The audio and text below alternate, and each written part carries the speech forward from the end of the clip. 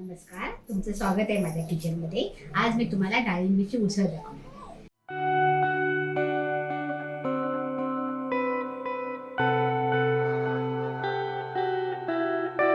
आपण आता त्याचे साहित्य बघूया.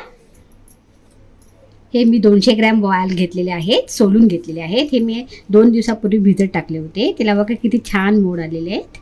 हां, ही आहे डाळिंबी. आता हे मसाले आहेत ते मी तुम्हाला ह्यात टाकताना सांगते काय काय टाकणार आहे ते. हे थोडंसं खोबरं घेतलेलं आहे मी. हा एक कांदा घेतलेला आहे कापून. आपण तेल टाकून घेऊया.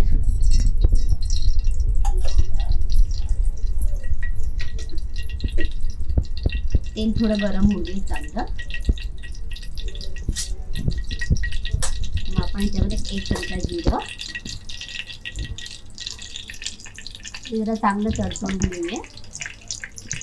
आता आपलं जिरं चांगलं तडतडायला लागलंय. आता आपण 1 चमचा राई टाकूया.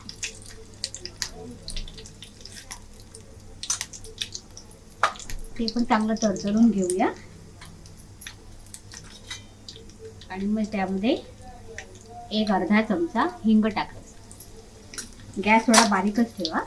आणि मग आपण कापून ठेवलेला कांदा जो आहे तो टाकायचा आणि कांदा चांगला परतून घ्यायचा.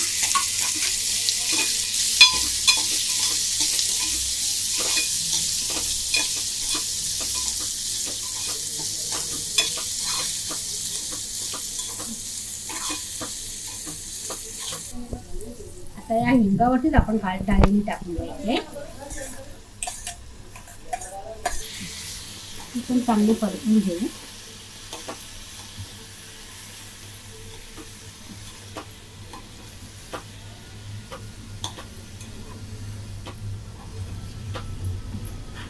त्यामध्ये थोडीशी हळद टाकून घेऊया आपण.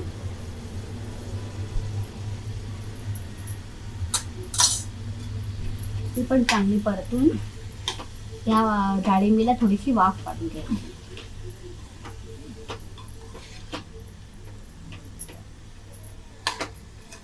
हे चांगलं परतून घेतल्यावरती आपण याला जरा थोडंसं वाफेवरती ठेवूया, म्हणजे हिंगाचा चांगला स्वाद येतो. आपण याचं झाकण काढून पाहूया. किती छान सुगंध सुटलाय त्याचा.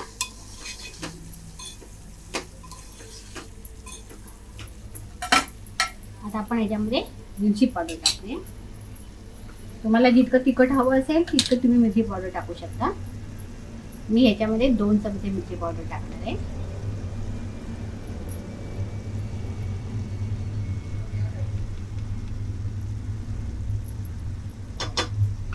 पण चांगली परतून घ्यायची.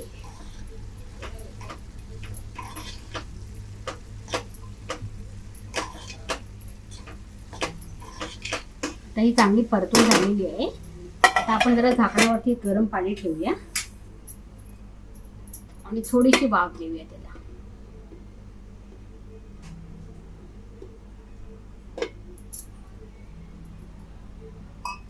आणि मग हे पाणी आपण त्या डाळिंबीमध्ये टाकून देऊ. आता आपल्या पाण्याला वाफ आलेली आहे. आता हे पाणी आपण ह्याच्यामध्ये टाकूया गरम आणि आता याला शिजू देऊया.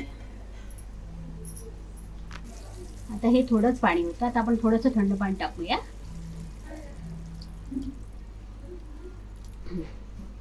आणि याला थोडीशी एक उकळ आली ना का मग आपल्याला ह्याच्यामध्ये बटाटा टाकायचा आहे. तिथपर्यंत ह्याला एक उकळ येऊ दे.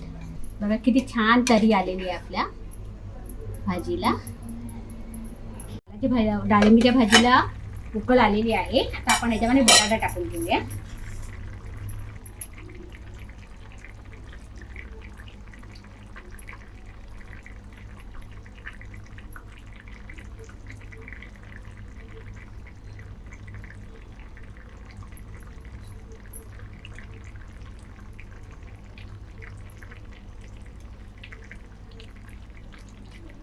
चवीपुरतं मीठही टाकून घेते मी. बटाट्यावरतीच मीठ टाकायचं म्हणजे बटाट्याला छान मीठ लागतं.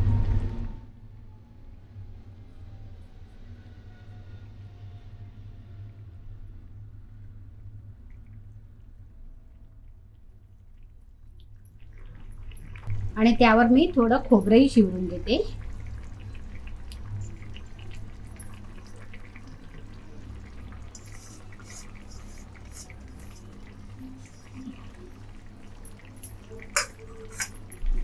खोबऱ्यामध्ये थोडंसं पाणी टाकून हे पाणी टाकते मी याच्यामध्ये.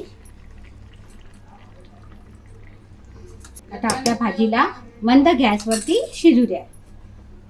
आता आपली ही डाळिंबीची उसळ चांगली शिजलेली आहे.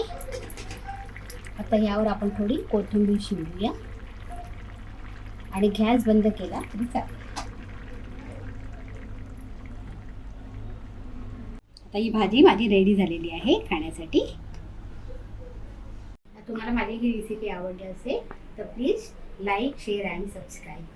धन्यवाद.